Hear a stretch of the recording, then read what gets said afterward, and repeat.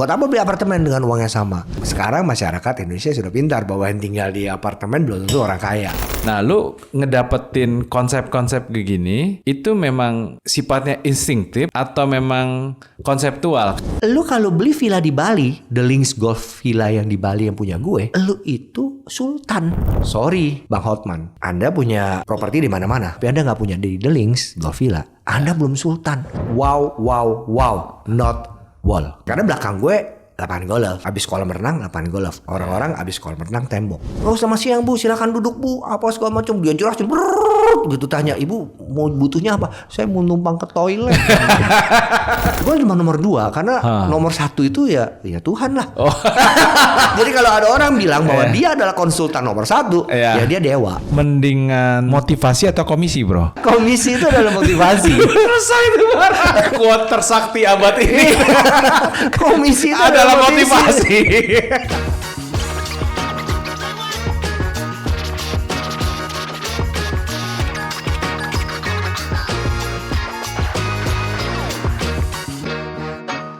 Ya, selamat datang di Coolbiz. Di Coolbiz kita ngomongin ilmu bisnis secara asik dan komprehensif. Karena kita percaya setiap orang pasti ada ilmunya dan setiap orang pasti ada bisnisnya. Nah, kali ini kita kedatangan tamu istimewa. Gua manggilnya Bro Andi Nathanael, ya, King of Property Marketing. Yeah.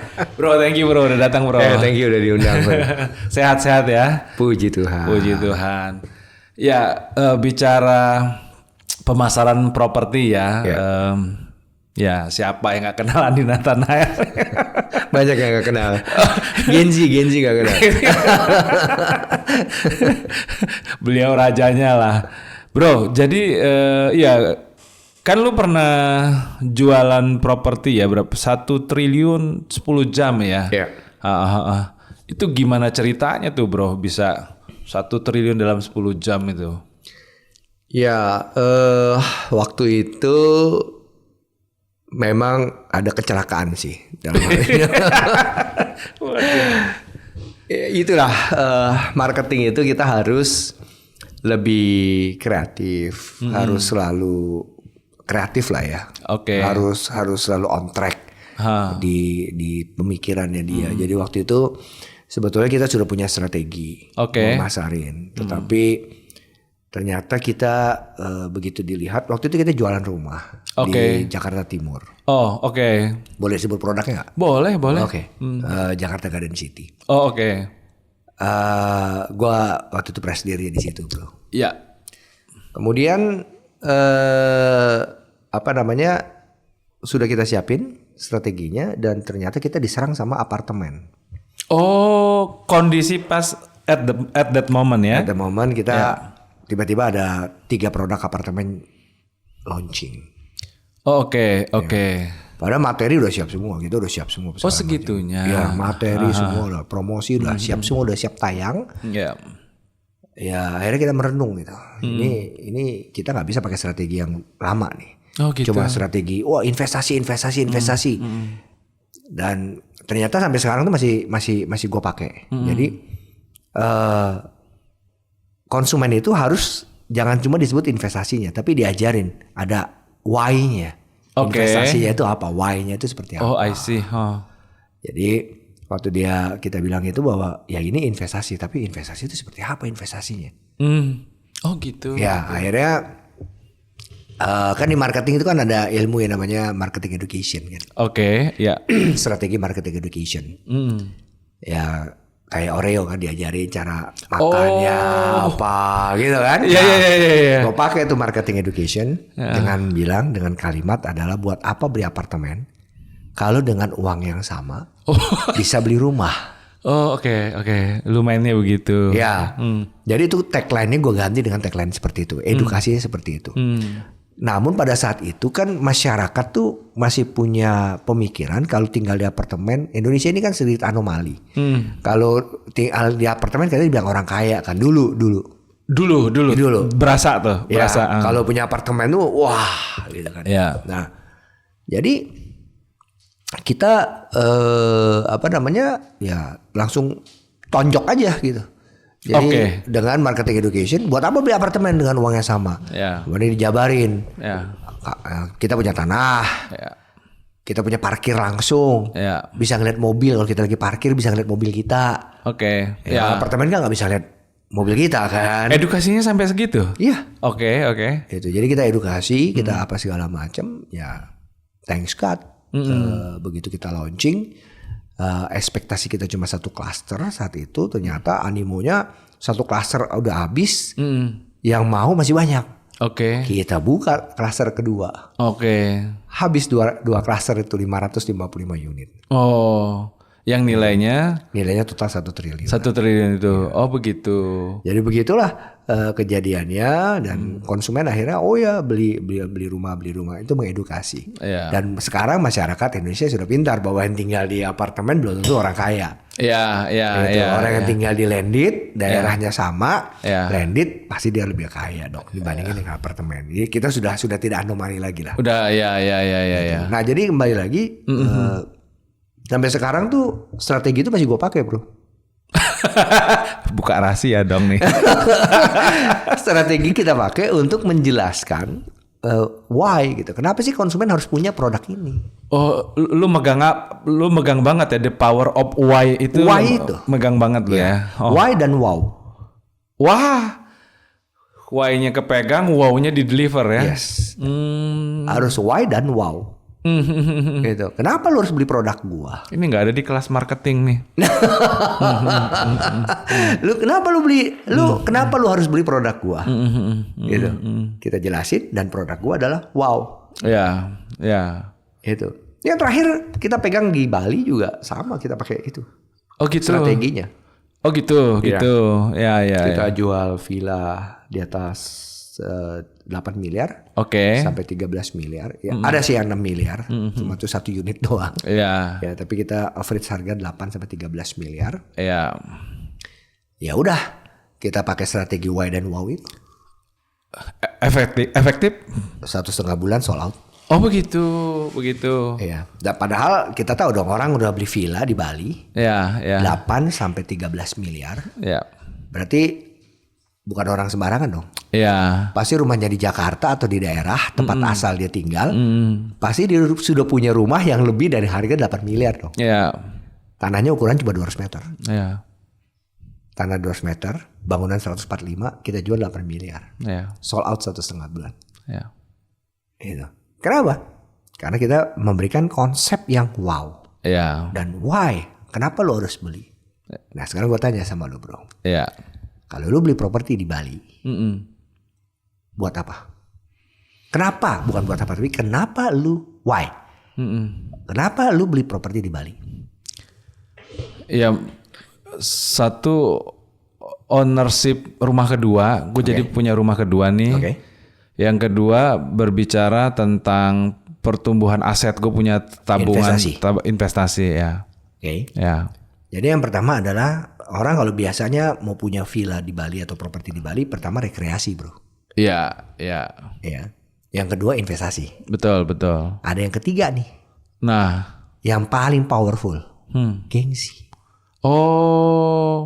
Itu ya. Itu. Orang beli properti di Bali karena gengsi. Coba, misalnya nih, gue bilang sama lu, bro, lu suka ke Bali, bro? Suka. Lain kali kalau lu ke Bali, lu nginep di villa gue dong. Yang lu pikirin apa? Gila si Andi kaya. Orang kaya nih. Orang kaya. Gitu kan? Gengsi kan? Nah, itu, bro. Itu dimainin. Itu gue mainin. Itu dimainin. Jadi orang, karena dia udah pasti punya rumah pertama. Nggak mungkin dia beli villa, sedangkan dia masih belum punya rumah pertama. Itu. Tapi kalau lu cuma butuh rekreasi doang, lu nggak butuh gengsi, lu nggak butuh investasi, lu mendingan nyewa villa atau nyewa hotel. Tapi kalau lu butuh investasi juga, dan sekarang Bali yang paling bagus ya investasi properti sekarang ini, baik yield maupun capital gainnya Bali yang lebih luar biasa. Gitu. Jadi itulah memang gengsi. Jadi gue bilang, lu boleh punya Lamborghini, lu boleh punya yang segala hal. Lu punya aset nggak di Bali? Tapi lu punya aset nggak di Bali? Itu. Nah, di Bali kan banyak juga. Ya. Sekarang kan gitu. sekarang kan villa kan banyak, pilihan properti kan di Bali banyak. Iya. Tapi kenapa lo harus beli produk gue? Ya. Kenapa? Ya. Karena produk gue wow. Oke. Wow-nya lu isi dengan apa? Wow-nya gue isi dengan konsep di produk itu. Jadi kalau gini, kalau gue jual villa tok, ya bisa ditiru. Tapi gue ngelihat ini developer ini, grup besar ini, yang punya sesuatu yang tidak dimiliki oleh orang lain. Nah ini yang gue blow up. Ya, Dia punya lapangan golf. Oh oke. Dia punya lapangan golf. Oh oke. Nah, dia mau bikin villa yang villanya belakangnya itu lapangan golf. Ya udah, gue blow up aja. Gue tambahin konsep lagi. Konsep ini sebetulnya waktu gue masih managing director di perusahaan gue yang lama ya. Iya. Di perusahaan satu TBK. Ya gue sebut boleh ya, Modern Boleh, Land boleh, ya, Modern Land. Gue pernah usulkan gitu untuk ya. membuat konsep ini, tapi waktu itu tidak disetujui sama manajemen. I see. Jadi ya gue bawa ke sini. Kebetulan nih kan ownernya yang ngejalanin nih, Dirut maupun ownernya nih jiwanya, ya kalau ownernya Mas Dharma Mangkuluhur Hutomo anaknya dari Humpus Land. Ya.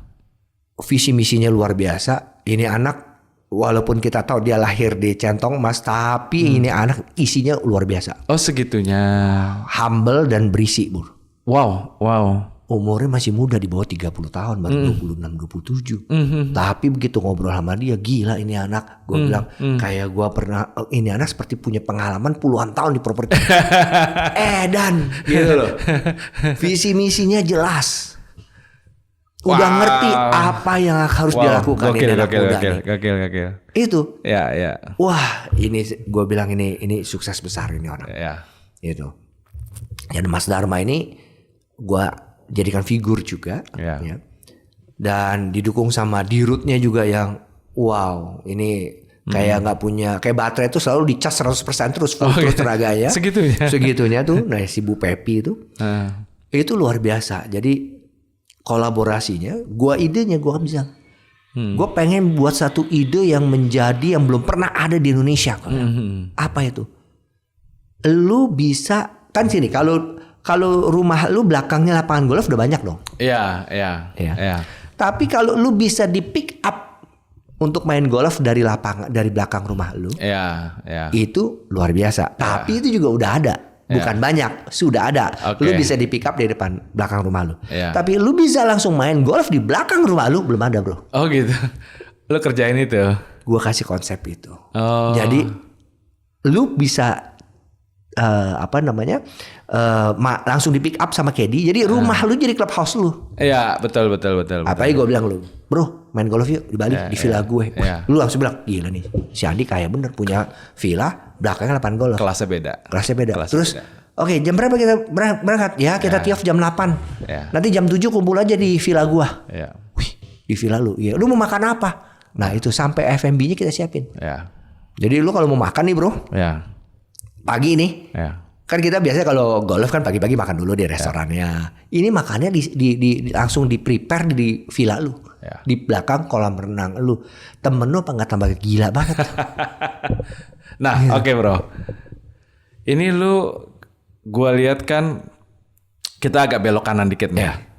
Gue lihat kan lu udah jagoan di lapangan. Portofolio lu juga gokil kan, bro. Ya kan, ya dengan prestasi tadi, berbagai posisi penting di proyek-proyek raksasa di dunia properti. Nah, lu ngedapetin konsep-konsep begini itu memang sifatnya instinktif atau memang konseptual? Karena kaitannya dengan pertanyaan tambahannya ini kan, lu kemarin kan baru menyelesaikan studi, bro. Apa yang lu rasakan dengan proses studi itu? Hadir nggak benang merah dengan kekayaan lapangan yang lu punya? Ya gue thank you sama lu, bro. Ya dipaksa untuk masuk jadi buka kartu nih.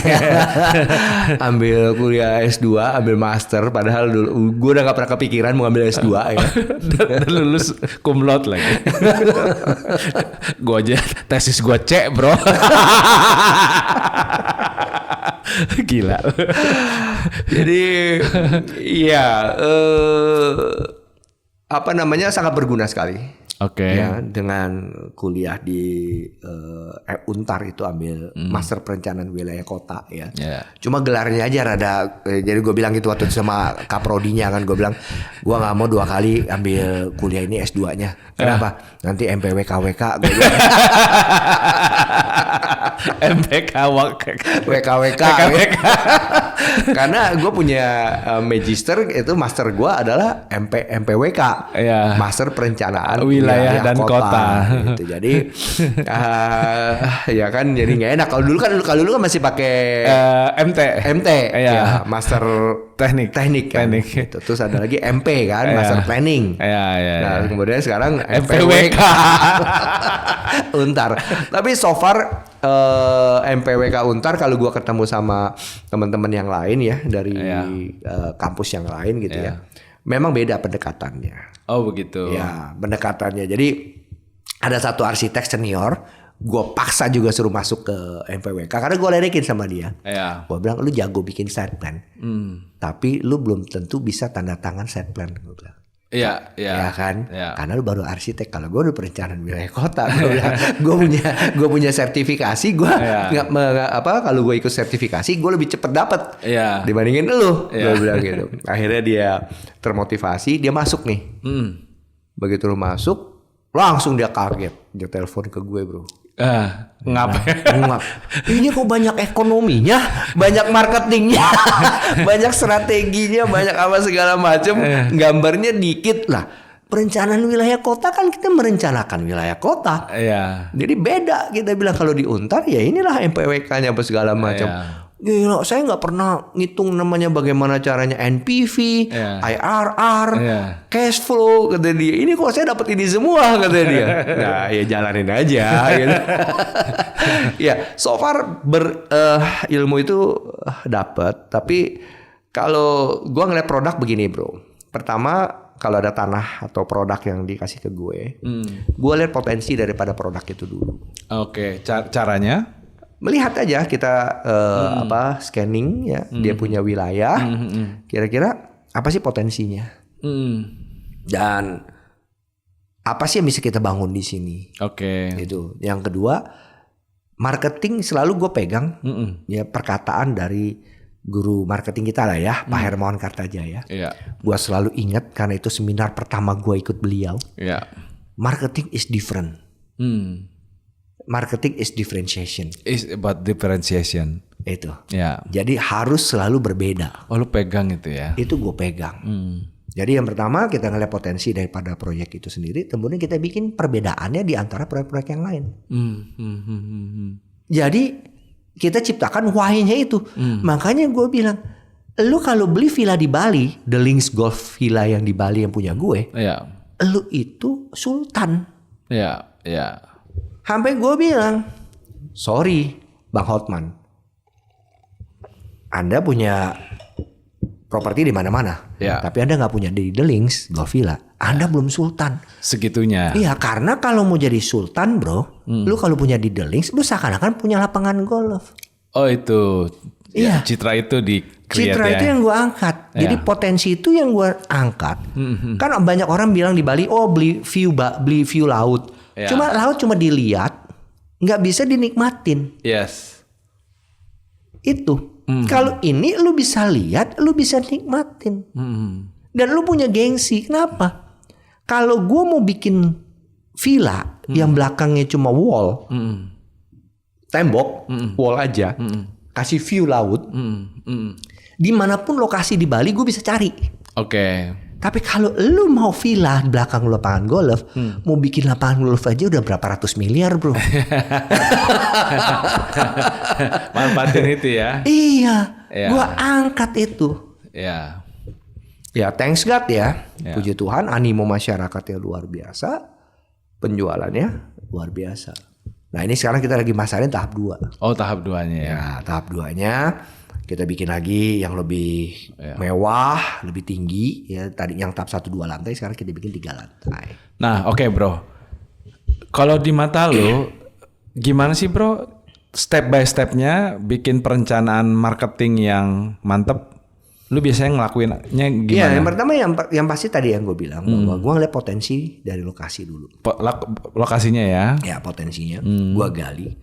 Dan apa yang bisa gue buat untuk diferensiasinya? Oke. Apa yang bisa gue bedakan dengan kompetitor? Oke. Nah, gue juga harus cari kompetitor dong. Ya. Data-data kompetitor. Oh, kompetitor itu begini, kompetitor begitu, kompetitor seperti apa. Nah, gue lakukan itu. Gue coba, terus kemudian ya kita ketemu sama arsitek. Oke. Nah, kita berdebat lah kita dengan arsitek itu. Ya artinya product development ya. Product development. Oke, nah kalau untuk promotion bro, promosi biasanya gimana? Kalau promosi sekali lagi, yang paling penting adalah bagaimana komunikasi kita, why-nya kita, cara komunikasi kita itu bisa nempel ke orang itu. Ya kayak tadi, misalnya kayak yang di Jakarta Garden City. Buat apa beli apartemen kalau dengan uang yang sama? Oh oke. Bisa beli rumah. Oke. Itu kan benar-benar tagline-nya udah bukan tagline ya, komunikasinya kan sudah benar-benar pek gitu. Ya. Nah untuk tahap 2 di The Links Golf Villa, gue bikinnya adalah wow. Oh triple wow. Triple wow. Oke. Gitu. Not wall. Not wall. Oh apa itu? Wall itu ya lu beli villa ngapain tembok? Oh oke. Not wall. Not wall. Ya. Wow. Not wall. Itu. Karena belakang gue lapangan golf. Ya. Abis kolam renang lapangan golf. Orang-orang abis kolam renang tembok. Ya. Itu. Kalau tembok gue dimanapun gue bisa bikin. Ya. Tapi lapangan golf sangat limited edition. I see. Nah jadi itulah yang urgency. Kan kalau kita jualan kan harus ada faktor urgency. Kenapa lo harus beli buru-buru kan? Ya. Itu. Walaupun di awal pertama kali jualan tuh kendala ada bro. Oh gitu. Pasti ada kendala. Ya. Kepercayaan masyarakat. Oh itu terasa ya tantangan seperti itu muncul ya. Pasti. Tapi kan kita sudah tahu bahwa ini akan ada serangan ini. Ya bukan kita bungkus ya. Tapi kita open aja, kita terbuka. Ini loh kejadiannya. Dan sekarang orang yang nggak percaya di tahap 1 kemarin nggak beli, ada tuh konsumennya agent. Wah, istrinya udah mau, suaminya nggak percaya. Sama produk kita. Sekarang udah jadi, nangis. Bro, oke. Nah, bicara dalam program pemasaran kan, salah satu faktor penting itu juga kan kaitan dengan budgeting. Betul. Ya, enaknya itu di budgeting berapa persen sih untuk biaya pemasaran, bro?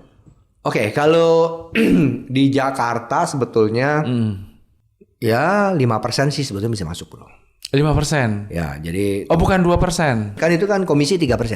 Kita bicara marketing cost ya, bukan promotion cost ya. Ya marketing cost ya. Marketing cost. Kalau promotion cost 2%. Oh oke. Berarti 3+2 ya? 3+2. Oh begitu. Ya kalau di Bali komisinya udah 5%. Oke. Itu komisi 5%, ya marketing cost 2%. Ya. Tapi karena gue lagi nge-branding grup ini, maka gue minta marketing promotion cost-nya gue naikin. Jadi ada promotion cost, ada branding untuk branding cost. Ya. Oh berarti sekitar gue bikin 10-an lah ya. Enggak, 9%. 9%-an ya. Oh begitu ya. Nah ini penting kan membahas ini, artinya kan memang kreatif satu hal, tapi memang sumber daya dalam hal ini kan budgeting atau dana marketing itu juga berperan tapi penting. Tapi promotion cost gue turun bro, tahap 1. Karena tahap 1 gue harusnya 1 tahun gue habisin 1,5 bulan. Oke. Oh itu turun banyak tuh. Turun banyak. Jadi banyak dana yang gue nggak pakai, budget yang gue nggak pakai. Oke. Itu. Oke. Nah nih sekarang kita coba spotlight ke situ ya. Jadi menurut lo mendingan dana pemasarannya gede, kreatifnya pas-pasan, atau kalaupun dana pemasarannya minim banget, kita gas kreativitasnya itu bisa tetap kreativitas ya. Marketing harus kreatif. Oh begitu. Ya. Jadi walaupun dananya ngepas, masih bisa sukses. Ya, Jakarta Garden City dana pertama kali gue pegang Jakarta Garden City, dananya ngepas bro. Oh begitu. Yes. Dananya ngepas, tapi gue mau masuk TV. Karena dulu kan belum ada medsos ya. Iya. Waktu zaman dulu itu belum ada medsos. Betul. Gua mau masuk TV, jadi cuma satu TV yang paling keren ya waktu itu Metro TV. Betul. Tapi Metro TV mahal sekali. Iya. Syuting aja peralatan mahal sekali. Ya. Apa yang harus gue lakukan? Gue cari yang cuma 5 menit. Kan semua penawarannya 30 menit. Minimal 30 menit. Ya. 1 miliar. Gila, gue bilang 30 menit 1 miliar. Berasa tuh. Gimana? Ya. Gue cari yang 5 menit. Dana gue gak ada. Ya itu kan kreatif. 5 menit. Tapi bagaimana 5 menit ini bisa nyampe? Ya. 5 menit ini bisa nyampe nih bro. Oke. Gimana caranya? Gue bikin, gue harus monolog. Gue nggak mungkin bikin iklan kan? Ya. Bikin iklan ada modelnya, ada apanya. Enggak, gue harus monolog. Udah gue kayak khotbah aja, kayak pendeta. Gue brainwash. Ya. Kenapa lu harus beli? Why? Kenapa lu harus beli Jakarta Garden City? Karena Jakarta Garden City adalah Sunrise Property. Kenapa Sunrise Property? Gue kasih tahu nih, di sini harga berapa, ini berapa, ini berapa. Jadi itu reasonnya kenapa lu harus beli di Jakarta Garden City. Nah itu 5 menit. 5 menit itu gue jepit di antara iklan-iklan developer raksasa. Oh begitu. Ya, jadi tapi nggak sendirian dia berdiri. Nah ini kadang-kadang kita kan kalau melakukan promosi kan berdiri sendiri nih bro. Betul. Waktu itu masih BlackBerry. Belum ada WA. Akhirnya kita semua karyawan di grup itu di Modern Land pertama harus pasang status bahwa kita akan ada nonton TV jam 9.55. Ada booster dari sana. Ada booster di situ. Gue pasang booster di situ. Agent semua kita booster semua. Konsumen kita booster semua. Agent ngebooster lagi apa segala macam. Sampai Metro TV bilang penontonnya kok banyak ya. Iya. Gitu. Oh begitu. Iya. Kreatif.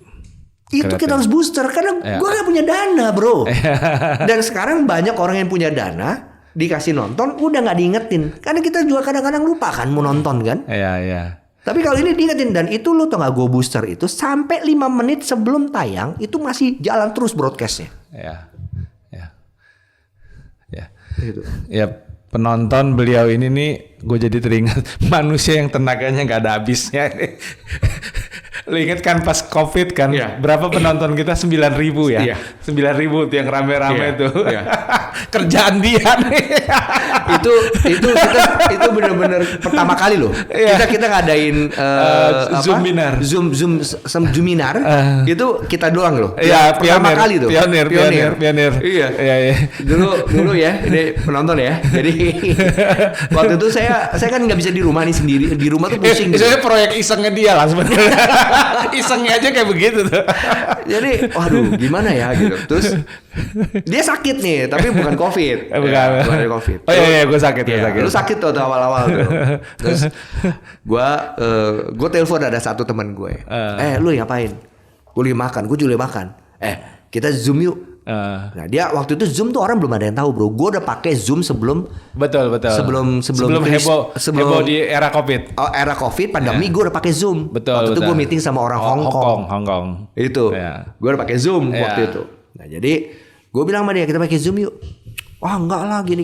Nah, terus akhirnya gue telepon dulu. Lalu sambut. Ayo kita gini. Terus sama siapa lagi ya? Johnny. Dokter Johnny. Johnny Pangestu juga. Ayo kita udah ternyata dan kita masih pakai gratisan tuh gue inget banget. Setiap 45 menit kan mati kan ngulang lagi sampai 3 jam gitu. Iya. Karena waktu itu gue udah ngelihat pandemi ini akan panjang. Waktu itu gue melihat pandemi ini panjang. Yang kedua akan ada masalah. NPL bank naik. Konsumen gak dibayar. Niatnya dia begitu tuh. Asli. Gue juga nggak nyangka proyek iseng-iseng ternyata pikirannya sestrategis itu. Iya benar. Iya kan? Masuk media. NPL-nya naik. Kemudian orang takut beli. Orang juga gak bisa bayar karena takut di PHK. Ya kan? Terus kemudian developer gak bisa buyback. Ini kan lingkaran setan nih tiga hal yang menjadi masalah. Maka waktu kita undang siapa nih? Kita undang perbankan, kita undang developer. Waktu itu ingat kan begitu kan? Dari proyek iseng-iseng berapa jam kita tuh? 45 menit kali 5 kali apa 6 kali gitu. Sekitar 3 sampai 5 jam Kita ada yang pertama tuh. Ada 7-8 kali bikin. Iya. Sampai yang 9 narasumber itu 9 narasumber sekitar kita 2.000 undang. atau sekian ribu lah. Sampai Pak Hermawan Kartajaya juga kita undang. Yang katanya cuma 15 menit katanya dengerin dia sampai habis. Nama dia jadi terkenal sama Pak Haka. Bro, sorry, kembali ke SDM, bro. Jadi kalau dalam pemasaran properti itu seberapa penting sih, bro, ketersediaan SDM? Atau kita gini, yang penting dana gue gede, gue kreatif, gue gas iklan. Enggak. Gimana bisa, sih, bro? Nggak bisa. Tenaga pemasaran tuh agent tuh atau sales in-house itu harus ada. Oke. Ya, itu kita butuhkan. Ya. Cuma masalahnya sekarang ini orang sales kita ini, mohon maaf ya, untuk generasi-generasi Gen Z kita nih ya. Mereka kalau gue lihat itu kurang tough ya. Segitunya. Ya, jadi bener lah yang ada yang bilang katanya generasi tomat lah, apalah gitu. Jadi memang padahal ya nyari duit di properti itu gampang, bro, enak banget. Gampang dan enak. Enak banget gitu loh. Gue ngerasain kok enak gitu. Ya, jadi harus nggak boleh putus asa. Memang memulainya itu semua kan sulit. Ya. Nah, jadi SDM itu penting. SDM itu penting. Cuma nyari SDM-nya yang benar itu yang susah. Oke, Ya. begitu. Jadi sampai gue bilang bahwa yang mau kerja banyak tapi bisa kerja dikit. Itu. Mereka nggak bisa kerja karena apa, bro? Nggak kreatif. Product knowledge, niat atau gimana? Nggak kreatif, bro. Atau karena memang gaji pokoknya kecil, digas di komisi aja? Iya gini.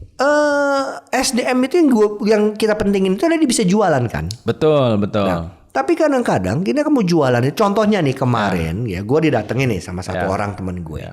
Nawarin obat kesehatan. Oke. Ya dia ngeliat badan gue rada subur gitu kan. Apa segala macam.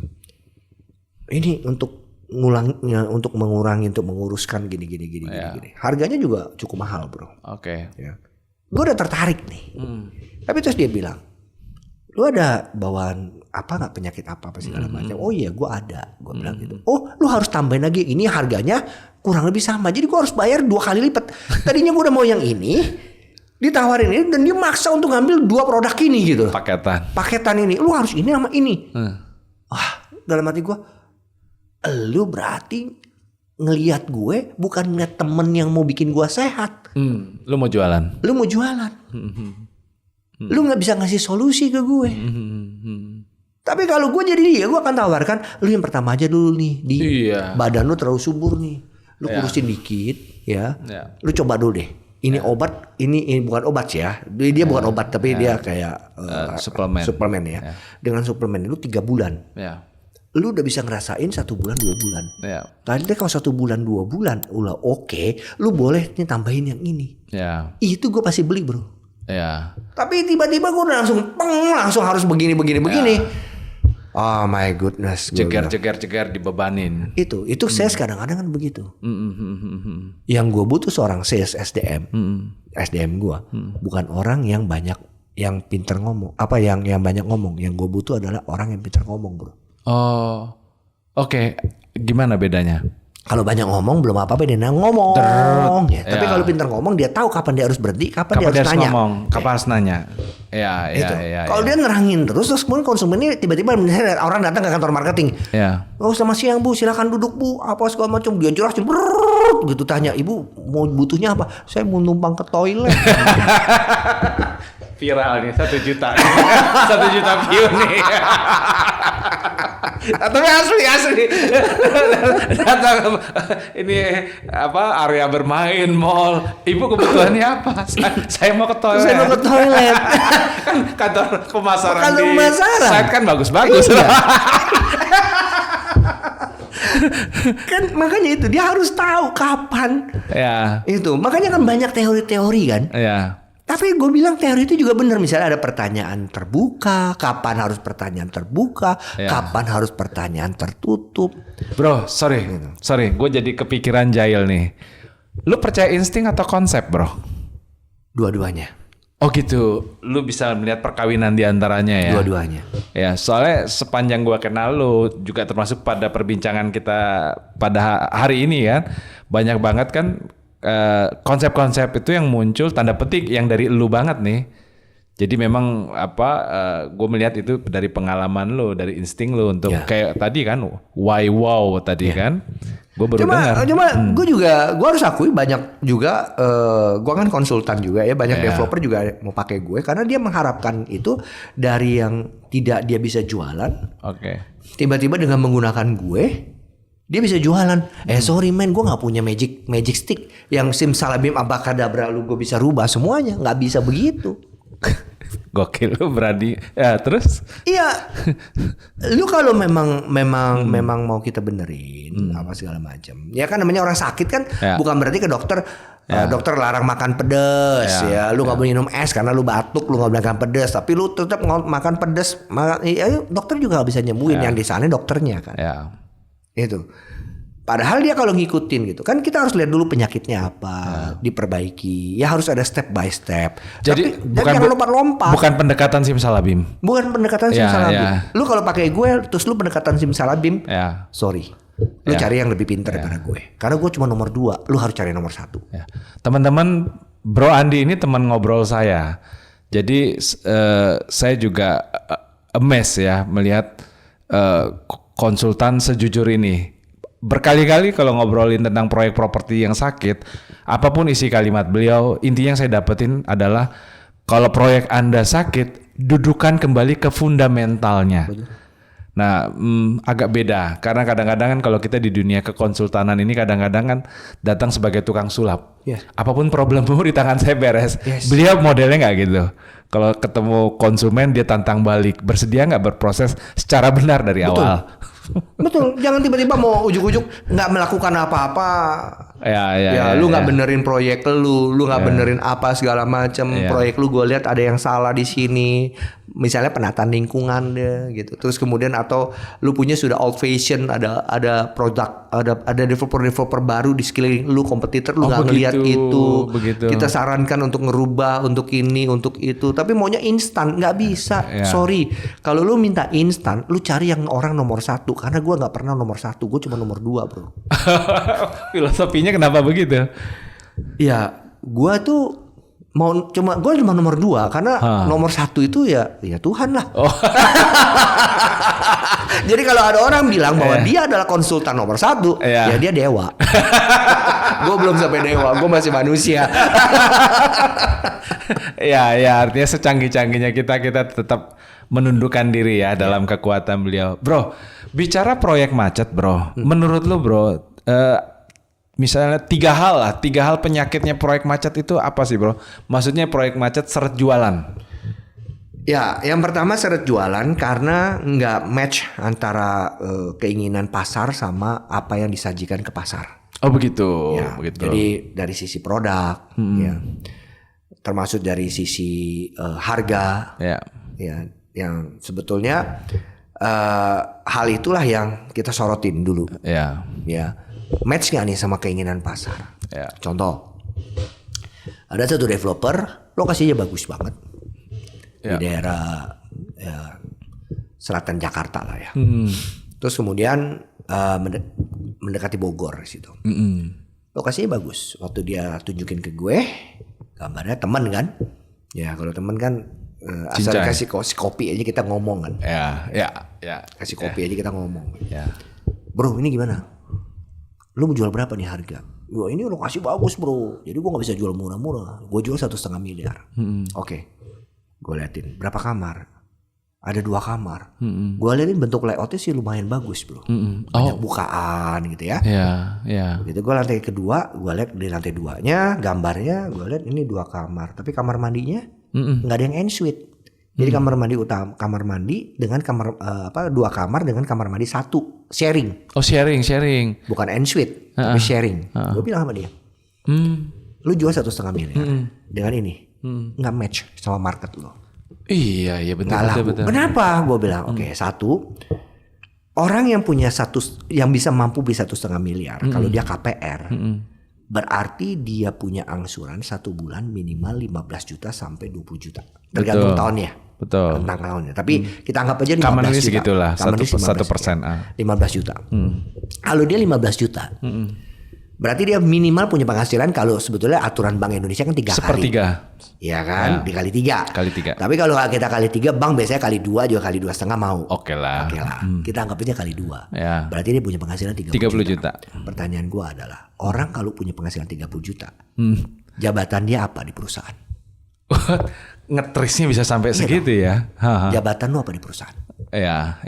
Minimal itu sudah level menengah, middle management. Iya. Bahkan di perusahaan kecil dia top management. Ya, betul. Betul kan? Betul. Nah, level-level begini kan gengsinya gede kan. Ada orang yang bilang katanya jenderal itu lebih Humble. ramah, lebih humble Lebih dibandingkan dengan Iya, bawahnya gitu kan. Katanya begitu dulu. Betul. Jenderal lebih ramah. Jenderal lebih ramah katanya Ya. gitu kan. Nah, jadi ini kan sama nih gitu. Ini level yang gengsinya lagi tinggi. Oke, gengsinya lagi rise up ya lagi Handphonenya mau yang terbaru semua. Betul. Kalau nggak Fold 7 ya 17 Pro Max gitu iPhone gitu kan. Betul. Mana mau dia pakai Oppo, pakai Vivo. Itu. Kalau udah punya penghasilan 30 juta. Gengsinya gede. Terus kemudian dia beli rumah yang kamar mandinya di luar nggak nyambung. Dari sisi situ aja gue bilang produk lu nggak laku. Iya. Tapi dia bilang rumah contoh gue udah jadi bro. Ah ya sudah, dicoba aja. Siapa tahu gue salah. Kan gue bilang gue bukan, gue belum tentu benar kan? Iya. Gue belum tentu benar. Iya. Apa yang terjadi? Nggak laku bro. Iya, secara analisa produk aja udah keliru. Itu yang gue bilang nggak match. Iya, produk market fit-nya. Secara harga masuk loh. Ya, secara harga fit lihat lokasi, to market ya. Ya, lihat lokasi, lihat semua 1,5 miliar itu masuk. Ya, betul. Cuma lu nggak match-nya adalah keinginannya dia, lu nggak perhatikan tuh. Betul. Nggak sedetail itu, Jadi itu yang gue sebut namanya psikografi. Oh ya. Gitu. Jadi kan ada demografi, ada apa? Ada ya. Iya kan? Psikografinya Jadi dimainin. harus psikografinya lu harus mainin. Ya itu zoom in banget tuh. Zoom in banget. Banyak marketing nggak main psikografi bro. Iya, main demografi aja. Demografi aja, wah demografi gua. Ya, kayaknya ada nih kalau isi kantong 30 juta. Iya. Tapi nggak diteliti si 30 juta itu maunya apa? Sebenarnya maunya apa? Ya. Basic maunya apa? Ya. Itu. Betul. Ya sama seperti yang gue jual villa di Bali. Sama seperti rumah yang gue jual di Solo, apa segala macam di Semarang. Ya kita harus ngeliat psikografinya itu apa. Oke bro, sekarang kita geser ke sales ya bro. Menurut lu bro, sales pemasaran, sales penjualan properti itu sebaiknya dibekalin apa aja sih bro, teman-teman sales properti ini bro? Okay. Khususnya yang primary ya, primary. Yang pertama, paling tidak dia harus punya product knowledge yang lengkap. Oke. Banyak yang berpikir product knowledge itu ya just product knowledge. Jumlah kamar ada berapa? Ukuran kamar berapa, luas tanah berapa, floor to ceiling berapa, ya. Tapi sebetulnya banyak ilmu sales yang nggak, harusnya ilmu properti itu dimasukin juga ke ilmu sales secara product knowledge. Oke. Ya. Gua dulu mungkin gua orang kepo ya, mungkin gua termasuk salah yang kepo gitu. Waktu gua jadi sales itu gua pengen tahu bro, sampai coran-coran itu gua pengen tahu itu K berapa, itu gimana ngitung K berapa? Karena gua kan orang ekonomi. Iya. Gitu ngitung K itu pakai kerucut itu ditarik turun berapa ini berapa ngitungnya gimana gua bilang. Itu gua pengen tahu itu kolom tuh gimana, itu balok seperti apa. Sampai ke PPJB itu gue tanya sama orang legal, ini kenapa PPJB bunyinya begini apa? Gue kepo. Oke, wow. Gue kepo. Jadi kalau sales itu harusnya general bro. Kalau lu selalu bikin kan? Ya. Lu bikin yang gue ingat tuh waktu Zoom ada general, terus kemudian ada spesialis, terus kemudian itu. Ya. Jadi kan kalau di level sales starting di sales dia harus general. Begitu udah middle dia harus spesialis. Tapi begitu dia sudah top dia harus general lagi. Harus menguasai semua. Betul. Itu. Ya memang nyawanya beda ya bro. Cuman sekedar tahu info umum ya. Luas tanah, luas kamar. Sampai ketika memang misalnya dia tahu jendelanya pakai spesifikasi apa, toilet pakai itu ketika ngomong ke konsumen beda sih. Beda. Terus kemudian bilang lagi konsumen bilang, ini saya mau bangunannya saya majuin boleh nggak? Oh ya nggak boleh pak karena ada GSB. Oh gimana sih ngitung GSB? Ya. Gitu. Kalau saya mau bikin 4 lantai boleh nggak? Ya. Oh nggak bisa pak. Gitu. Karena kena KLB. Oke. Apa itu KLB-nya? Nah itu ilmu-ilmu properti itu, dasar basic itu nggak. Nah kebetulan gue trainer juga kan, gue juga punya kantor broker ya, Senturi, pakai Senturi 21 ya, namanya Senturi 21 HKN, dan gue diminta untuk jadi trainer di Senturi juga. Nah di Senturi marketing agentnya kita trainer ini, kita training ini, BSB itu apa, KLB itu apa, sertifikat itu macam-macam sertifikat itu kayak apa. Sekarang kan ini udah apartemen kita kan sudah 30 tahun, ada yang sudah 30 tahun. Berarti kan sudah mau dia punya sertifikatnya kan untuk HGB-nya sudah harus diulang kan. Nah gimana caranya? Dibebankan kepada siapa? Kepada pemilik kan. Gimana cara ngitungnya? Itu harus tahu bro. Bukan sekedar price and discount. Price and discount bahwa dia jelasin ini. Tapi kalau kita ngerti semua ilmunya, ngobrol tuh enak. Oh kalau saya mau bikin di sini enak. Oh bisa, nggak boleh pak, bapak nggak boleh perpanjang lagi ke belakang. Kenapa? Karena nggak kuat pak. Nanti kita punya balok nggak kuat, kolom kita nggak kuat, beban kita apa? Oh saya mau bikin lemari besi, saya taruh di atas boleh nggak? Oh nggak bisa pak, karena beban tonase kita nggak cukup. Karena kita tahu ilmunya, walaupun nggak perlu detail ya. Iya, betul. Nggak perlu detail. Jadi gitu. Sales harus secanggih itu ya harapannya. Yes. Oke. Bro, begitu.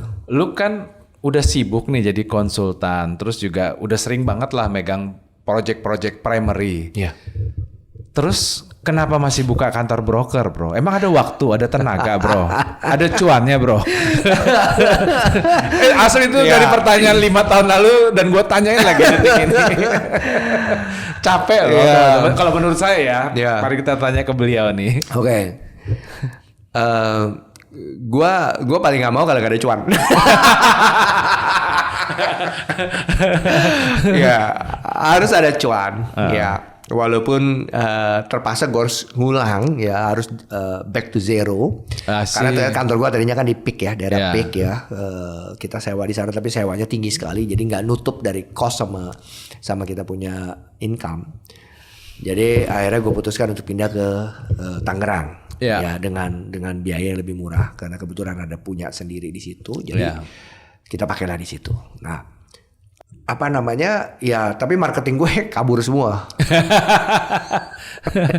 Iya, biasa mereka main di daerah Peak, tiba-tiba dia harus main di daerah Tangerang, kan berbeda pasarnya segala macam. Ya udah, kita back to zero, terus kemudian kita coba mulai lagi dengan strategi juga untuk menjalankan itu.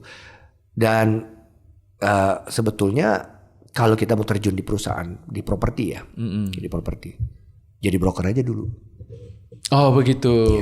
Gue udah banyak ngelihat broker sukses.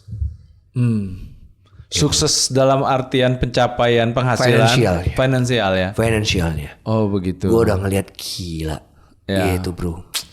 Mereka luar biasa. Dan ya oke, banyak Genji juga sekarang yang ya walaupun tadi gue bilang banyak yang tomat, tapi juga banyak yang apel yang cukup kuat ya. Wow. Itu, dan mereka sukses. Dan ya itu mereka tetap di sana, kemudian mereka investasi. Ada investasi, mereka ya karena mereka main di properti, mereka ada investasi di properti. Tapi mereka juga ya seperti anak-anak muda sekarang lah, main di kripto, main di emas, segala macam, dan itu gulung terus. Gitu kan, tapi banyak kan yang salah kan, anak-anak Gen Z kan kripto dijadikan utama. Gitu. Padahal harusnya ya namanya investasi itu harusnya bukan yang utama. Yang utama itu adalah cari pencarian yang pokok ya, aktif income itu harusnya. Dia harus bekerja gitu. Ya lu aja udah jadi konsultan, megang berbagai project primary, masih mau ngembangin diri di bisnis broker kan, aktif income. Betul. Oke, bro. Nah, sekarang kita ngomongin branding dalam project property atau branding pada bisnis properti. Gimana pandangan lu soal branding pada bisnis properti ini, bro? Karena kan kalau produk-produk FMCG itu memang kan perlu di branding karena mungkin untuk kepentingan 20 tahun, 30 tahun, 50 tahun ke depan. Tapi kalau project-project properti kan 3 tahun udah jangan-jangan tutup buku proyek. Nah artinya apakah branding itu tetap dibutuhkan? Butuh sekali bro. Selama as long as lu mau bisnis di properti, walaupun project lu udah habis. Justru gue ngeliat ya, dengan project yang kecil-kecil pindah-pindah terus itu sebetulnya mengecilkan risiko. Oh, oke. Ya dibandingkan dia harus kalau yang besar ya sekali 25 hektar, Ya. 30 hektar bahkan sampai ratusan hektar, Ya. ribuan hektar itu resikonya lebih besar Ya. dibandingkan dengan yang kecil-kecil. 3 hektar, 5 hektar. Gue pernah berdiskusi ini juga dengan temen gue. Akhirnya dia memutuskan dia mau berbisnis developer Ya. dengan ya udah dia main di 5 hektar, 5 hektar, 5 hektar. Nah, terus gue bilang, tapi lu tetap harus butuh branding. Ya. Gitu. Nah. Lu harus butuh branding. Lu butuh umbrella brand lu. Supaya orang bisa tahu bahwa nah makanya itu the first project itu paling penting. Paling tidak komplain itu harus diminimalisasikan. Ya. Ya, kualitas itu harus ditinggikan. Kalau lu yang hal-hal begini aja lu udah hancur, project kedua ketiga lu nggak bisa. Oh begitu. Jadi project pertama itu adalah bener-bener lu harus terjun, lu harus lihat, lu harus detail kualitas bangunannya, lu harus kasih lebih, profit lu lah ya, lu rada kecilin sedikit, kalau ada komplain sedikit oke lah lu tanganin, lu akan besar. Lu akan besar. Itu. Jadi branding itu penting sekali. Sekarang misalnya kita ambil contoh, Ya. grup besar Sumarekon. Ya. Orang begitu dengar Sumarekon udah percaya bro. Ya. Barang bagus nih. Barang bagus dan Produk gue oke. pernah di sana kan. Betul. Gue tahu bagaimana leadership dari ownernya Wah. itu luar biasa. Leadershipnya luar biasa, manajemennya ketat. Manajemennya iya. Ya. Itu bagaimana caranya komplain itu ya kita nggak mungkin bisa ngasih yang sempurna. Pasti ada juga yang sedikit Ya. cacat apa segala macam itu kan. Betul. Tapi si owner itu memutuskan dan memberikan kita wewenang untuk beresin. Lu nggak boleh nggak beresin ya. Lu harus beresin. Jangan sampai ngeblock up naik Ya. baru karena apalagi namanya sudah besar. Ya. Misalnya perbaikannya sampai 100 juta pun Ya. dibandingkan dengan brand dia yang harganya miliaran udah triliunan itu Betul. brandnya Ya. nothing bro. Ya harus berani bayar harga. Harus berani bayar harga. Ya. Nah, jadi developer yang sekarang yang ya gua kan juga kebetulan wakil ketua bidang diklat di DPP RE. Yes. Ya, gua suka keliling Indonesia. Ya. Gua melihat banyak sekali developer kita yang tidak mentingin brand. Betul. Ya, mereka bikin perumahan namanya yang ini nanti namanya Mentingin sales dan diskon. yes. Ha. Nanti namanya di sini Angelina gitu. Di sini namanya Florida. Loh, ini apa Angelina lahir di Florida atau gimana nih gitu. Nggak ada benang merah ceritanya kan. Ya. Jadi harusnya dibikinlah satu benang merah cerita. Dibikinlah satu umbrella brand. Ya. Umbrella brand ini nanti baru di bawahnya menjadi Turun ke turunan, berbagai ke hal. berbagai- Nah, ya. ada sub brandnya lagi. Itulah kita sebut namanya arsitektur brand. I see. Jadi Itu. butuh lah ya. Butuh sangat bro, ya. butuh. Nah ini kayak misalnya contohnya yang gue pegang kan dari yang di Bali ini kan Humpusland. Yes. Dari Humpusland. Yes. Oke. Jadi ya udah Humpuslandnya tetap kita branding. Yes. Tapi nama projectnya sendiri The Links Golf Villa itu akhirnya kita branding lagi. Oh, jadi ada 2 program. Jadi ada 2 program. Jadi ada umbrella brandnya sama turunannya nih produk ini. Oh. Jadi sekarang kan The Link Golf Villa. Ya. Nanti ada The Link Garden Villa. Ya. Gitu. Nanti ada The Link apalagi gitu loh. ya. Jadi semuanya The Link. Ya. Itu. Jadi sorry to say ya, developer yang tidak pernah mementingkan brand. Ya. Terus kemudian setiap produk itu ganti, konsumen nggak tahu. Kecuali memang Anda itu memang hit and run. Ya. Project 1 Ganti yang tadinya depannya taman, akhirnya jadi ruko. Iya. Udah itu kabur dia. Iya. Ya udah, lu nggak butuh branding deh. Lu nggak butuh branding. Tidak perlu nama bosnya juga nggak usah muncul deh. Daripada dicari-cari gitu. Ya. Oke, kita lebih tajam lagi soal branding. Nah, kaitan dengan personal branding, bro. Buat teman-teman tenaga penjualnya atau sales ini, seberapa dibutuhkan sih personal branding? Sangat dibutuhkan. Dan caranya gimana di tengah misalnya kan kayak kantor broker, satu kantor primary itu kan puluhan. Bagaimana mereka membangun kebrandingan diri mereka di tengah banyak teman-temannya itu? Ya, yang pertama tentu prestasi ya. Oh, mainnya di situ. Main di situ. Ya, Lu harus bisa berprestasi dulu. Ya kalau teman-teman broker kan sering tuh, Ya. kan? Top of sales. Top of sales Ya, segala macam itu kebanggaan. Betul. Itu kebanggaan. Terus tapi gini, banyak yang udah terima penghargaan tapi juga nggak nge-branding. Oh, Dia juga tidak lakukan ya. Tidak melakukan personal branding. Ya, gitu. Karena nggak tahu caranya. Terus kemudian mungkin takut biayanya. Padahal murah. Betul. Murah. Betul. Personal branding itu sebetulnya bisa dilakukan dengan cara yang murah. Betul. Nggak perlu mahal, nggak perlu apa, segala macam gitu. Ya. Kan ada juga orang-orang yang ya setiap ketemu sama apa namanya figur gitu. Wah, foto nanti diupload figur ini, padahal orang jadi segen juga sama dia. Ya berarti kan ketemu orang-orang terus gitu. Networknya gokil. Ya, networknya gokil. Padahal cuma pas ketemu foto, ya. Belum tentu kenal. Terus si figur gitu kan. Jadi buka kartu deh.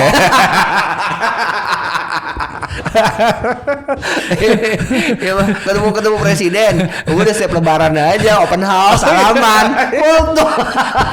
Temen gua ada foto sampai sama 3 presiden bro. Nih gokil, tapi benar-benar momen lebaran. Tapi di cropping kan, seakan-akan di acara resmi gitu. Ya orang circle-nya presiden. Kalau lebaran, kalau ketemu open house presiden, jangan pakai batik bro, pakai jas rapi, pakai dasi, pakai peci, salaman di cropping udah. Apalagi pakai AI kan, backgroundnya dirubah. Main tuh barang. Wah ini hebat nih orang gitu. Oke bro, jadi last question bro. Untuk teman-teman tenaga penjualan, mendingan motivasi atau komisi bro? Komisi adalah satu motivasi.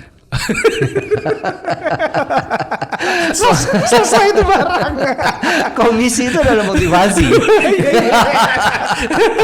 Jadi daripada lu ngoceh, ya, lebih baik lu kasih gua komisi. Selesai itu barang. Kuat tersakti abad ini. Komisi itu adalah motivasi.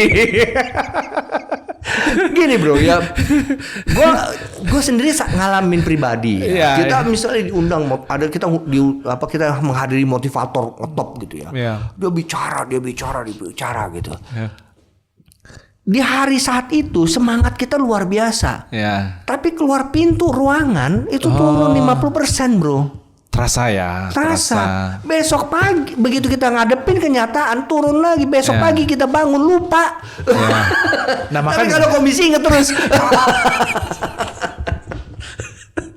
Oke, makanya pertanyaan gua, apa yang bisa memotivasi teman-teman sales property, bro? Ya, yang pertama adalah ya pasti komisi lah tadi komisi, ya. Clear komisi. Ya, jualan produk yang murah, yang mahal sebetulnya susahnya sama. Oh segitunya. Sebetulnya susahnya sama.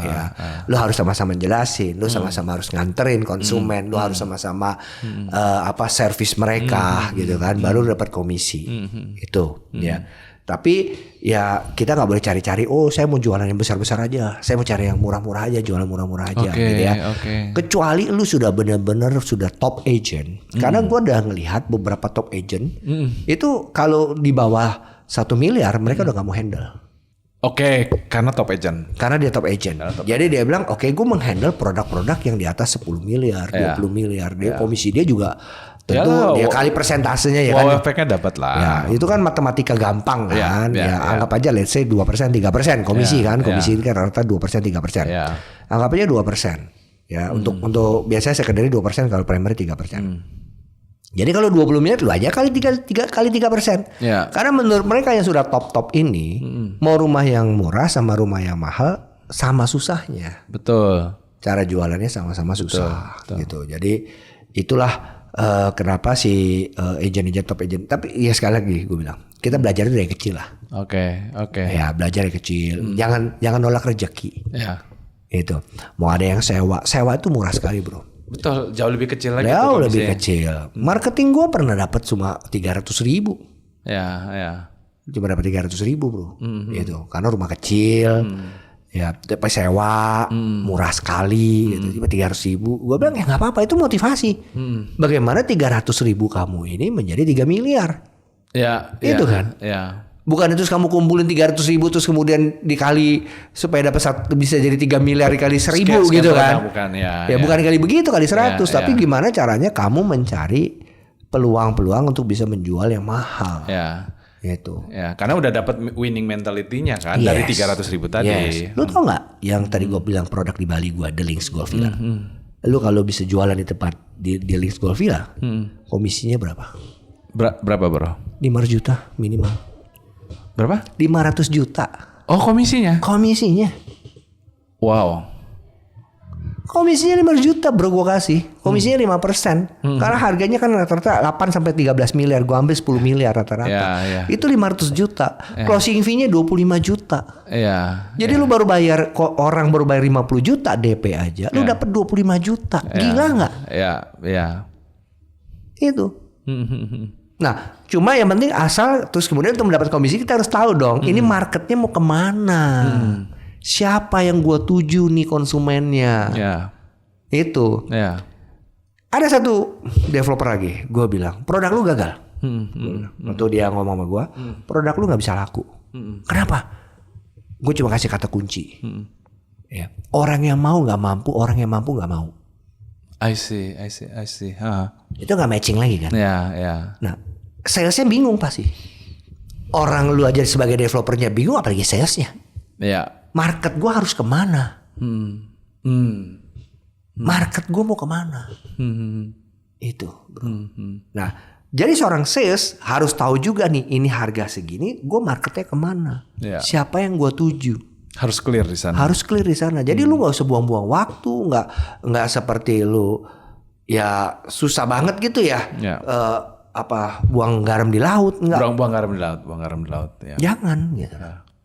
Ngabisin waktu. Poin berikutnya yang bisa memotivasi sales.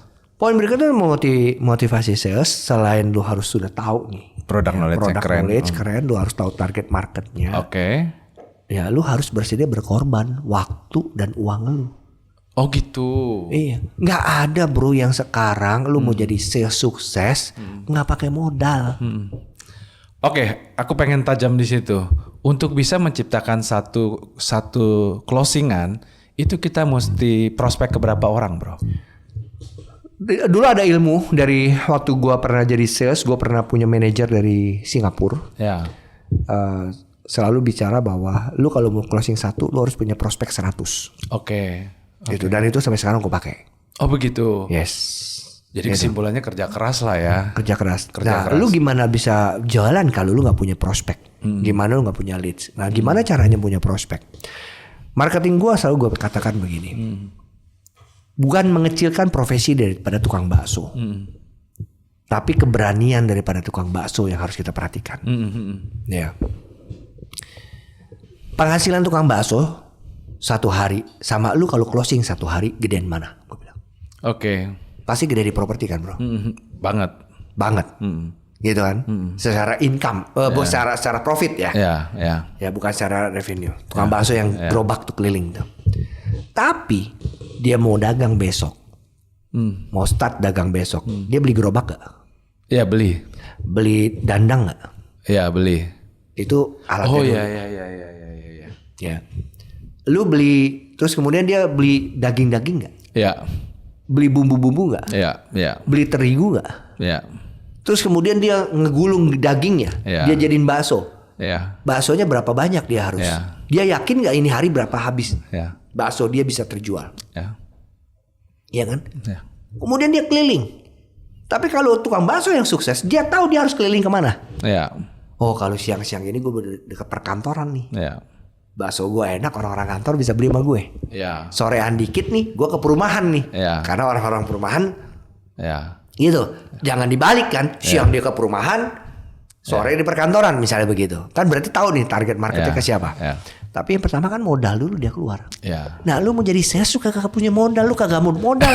Lu datang disuruh pasang iklan, ya lu mesti begini, lu harus apa, lu harus punya iklan lah ya. Paling tidak lu bikin lah pakai meta ads lah, Ya, pakai betul. sosial media Sosial media. Lu nggak punya duit, ya udah lu pakai generik dulu dah. Ya. Gimana caranya generik lu pikirin, tapi generik tapi ya supaya viewsnya naik.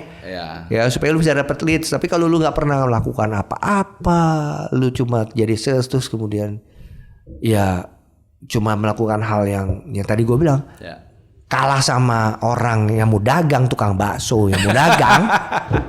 Ya lu ya gue tidak mengecilkan tukang bakso. Ya. Tapi maksud gue keberanian mereka yang gue hargai. Ya, tapi seilustratif itu ya, maksudnya melihat niat dan upaya tukang bakso aja seharusnya itu reflektif ke kita. Iya tenaga dong, sales, lu mau ya. jadi sales sukses. Lu betul. mau dapet jualan punya gue nih. Ya. Sekali jualan dapat 25 juta closing fee dan 500 juta. ya. Terus dapat jalan-jalan ke Eropa. ya, Lu mau itu? Ya. Ya lu harus berjuang, lu harus keluar modal dong. Ya. Minimal lu coba bikin konten. Oh saya nggak bisa bikin konten. Aduh. Ya. Gue udah tua sebetulnya, tapi gue gak pernah mau ngaku tua. Gue belajar bro. Orang desain grafis gue, gue bilang kamu belajar pakai AI. Jadi kan foto nih, motret rumah secondary. Ya. Terus motret kamar mandi ada anduk, ada ember, ada sapu. Gue bilang ini kalau dipasang di medsos kan jelek, ada sapu apa segala macam. Ya kan? Gue bilang nilangin. Wah dia pakai Photoshop apa segala macam. Gue pakai ChatGPT bro. Selesai. Gue punya duluan. Dan gue bilang sama dia, nih gue udah selesai. Wah pak, tapi kalau pakai AI itu nggak natural pak. Nggak punya kreasi. Saya sebagai orang desain, ala lu idealis lu. Sudah sesupport itu teknologi, tinggal kita niat. Itu mau belajar atau nggak mau belajar, yang penting belajar. Ya. Oke brother, ini beneran last question. Jadi menurut lu bro, 3 tip praktis agar sebuah proyek bisa sukses jualan menurut seorang Andi Nathanael. Apa bro? Pertama, kalau mau sukses, project itu harus kita kasih nyawa. Oke, 1. Ya, dia harus bernyawa. Oke. Ya. 2. Yang kedua, harus punya perbedaan. Oke. Dibandingkan dengan kompetitor. I see. Ya. Dan jangan gampang ditiru. Oke. Yang ketiga, hati-hati dengan harga. hati-hati dengan harga. Iya. Ya, thank you bro. Thank you udah diundang gue. Demikian obrolan kita hari ini, sebuah obrolan yang jujur sekali. Teman-teman, kita mendapati ternyata ilmu bisnis properti, ilmu pemasaran properti senormal itu. Yeah. Dengan berbincang kepada seorang Andi Nathanael, ternyata ilmu bisnis properti atau pemasaran properti senormal itu, sewajar itu, dan itu sangat insightful bro. Gampang kan? Gampang. Kuncinya kerja keras dan kreatif. Thank you ya bro ya. Thank you.